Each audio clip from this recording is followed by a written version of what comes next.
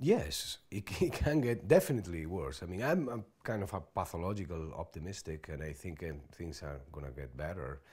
But if you observe, the history of mankind, and yeah, we're going to a hole that we don't know if we are going to be capable to just rescue ourselves from there. Yeah. And the way the movie is quite realistic, everything is happening in the movie, everything you see in the movie is happening in the world right now. That's what I thought. Right? There's the people in the street, the walls, everything is there. It's not just a futuristic point of view. It's happening now. Maybe it's not everything together, but it's happening in a way. So we try to do something very realistic. We are not trying to say that the world is going to be that way. That kind of world is that works for us to explain the storyline of the movie, but it's real. It's happening. And for me, it was kind of an existentialistic movie in the sense of like you really think about. I'm not as optimistic as you, Antonio. I don't know. It doesn't look really very promising. Let's say it like that.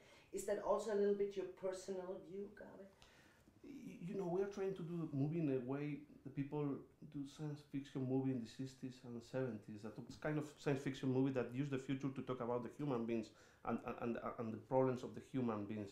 And in that way, Automata is quite existential movie talking about like important themes of the human beings, like the violence, the future, the evolution, and this kind of thing. We are trying to do this kind of movie using science fiction and using the future to talk about the human beings and the important themes of the human beings. This is kind of old-fashioned science fiction, but that's what it is. Mm.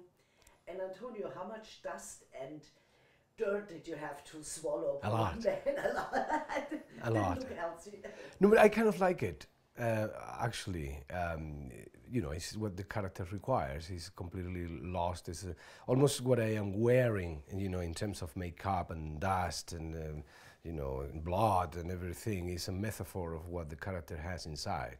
He's a man that actually, not totally surrendered. He still has this kind of poetic and romantic vision of going to the ocean, a memory of something that probably didn't happen. There is a moment in the movie that one of the robots says, "Have you been in the ocean?" He says, I don't know now. He doesn't know if it's just a dream, a recurrent dream that comes to his mind. But that is the state in which he is, a man without very little hopes at that particular time. And in reality, towards the end of the movie, his hopes actually are given to this new kind of civilization that is going to take over. He accepts actually not only the individual death, but the death of a civilization to the beginning of another one. That is the law of life at this particular moment that we are telling the story here. Yeah, because also he's turning a father, he's becoming a father, Yes.